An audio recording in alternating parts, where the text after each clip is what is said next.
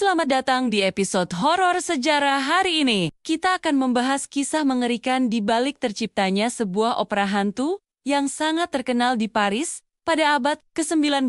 Opera berjudul Le Manoir Hanté atau Rumah Hantu ini ternyata terinspirasi dari kejadian tragis yang menimpa seorang penari balet muda berbakat. Pada tahun 1856, Théâtre de l'Opéra di Paris sedang mempersiapkan pertunjukan besar untuk musim opera mendatang. Salah satu bintang utamanya adalah Elise Beaumont, seorang penari balet berusia 19 tahun yang dikenal karena bakat luar biasanya. Elise telah menjadi primadona opera sejak usia 16 tahun berkat teknik menarinya yang sempurna dan penampilannya yang memukau. Suatu malam, saat latihan rutin berlangsung, sebuah kecelakaan mengerikan terjadi. Elise sedang berlatih koreografi baru di atas panggung, ketika tiba-tiba sebuah lampu gantung besar yang baru dipasang jatuh menimpanya. Lampu seberat ratusan kilogram itu belum terpasang dengan sempurna dan terlepas dari penyangganya. Elise yang sedang melakukan gerakan melompat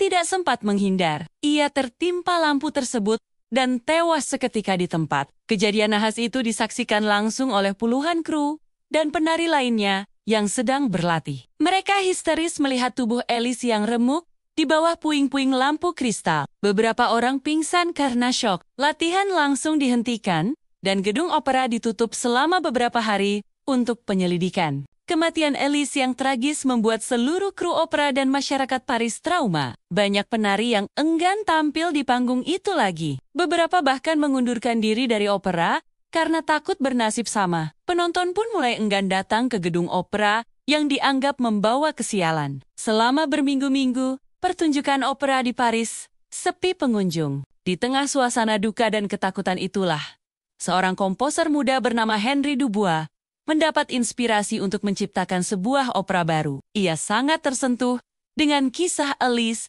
dan ingin mengabadikannya dalam sebuah karya. Selama berbulan-bulan, Henry mengurung diri di studionya untuk menulis naskah dan aransemen musik. Hasilnya adalah opera berjudul Le Manoir Hanté atau Rumah Hantu. Opera Le Manoir Hanté menceritakan tentang seorang penari balet muda bernama Camille yang meninggal karena kecelakaan di sebuah rumah tua. Arwahnya kemudian menghantui rumah tersebut dan menakut-nakuti siapapun yang masuk. Alur ceritanya sangat mirip dengan kejadian nyata yang menimpa Elise.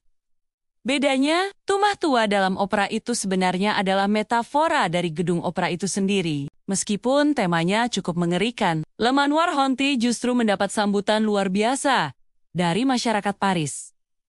Tiket pertunjukan perdananya ludes, terjual dalam hitungan jam. Orang-orang penasaran ingin menyaksikan opera yang konon terinspirasi dari kisah nyata itu. Banyak yang percaya bahwa Le Manoir Hanté adalah bentuk penghormatan Henry Dubois kepada almarhum Elise. Ada pula yang menganggapnya sebagai permintaan maaf, tidak langsung dari pihak opera, atas kelalaian mereka yang menyebabkan kematian. Elise popularitas Le Manoir Hanté semakin meningkat seiring beredarnya rumor misterius. Beberapa kru panggung mengaku sering melihat bayangan seorang wanita muda berpakaian balet di sekitar area tempat Elise meninggal dulu. Ada pula penonton yang melaporkan merasakan kehadiran aneh atau mendengar suara tangisan lirih saat pertunjukan berlangsung. Rumor-rumor itu bukannya membuat orang takut, tapi justru semakin menarik minat publik untuk menonton. Salah satu kisah paling terkenal adalah pengalaman seorang penari bernama Sophie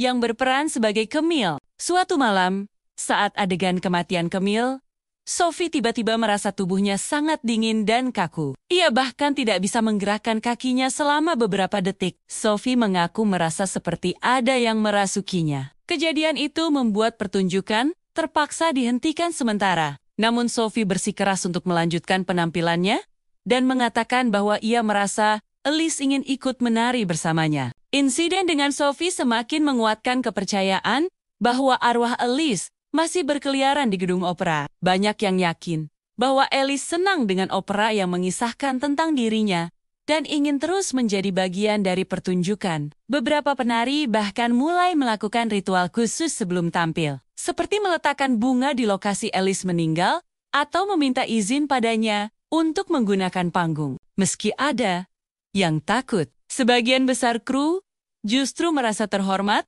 bisa bekerja sama dengan arwah Elis. Mereka percaya kehadiran Elis membawa keberuntungan bagi pertunjukan. Terbukti, Le Manoir-han selalu dipadati penonton dan mendapat standing ovation di setiap penampilannya. Opera ini bahkan menjadi pertunjukan paling laris di Paris selama bertahun-tahun. Kesuksesan Le Manoir-han di Paris membuat opera ini mulai dipentaskan di berbagai negara Eropa.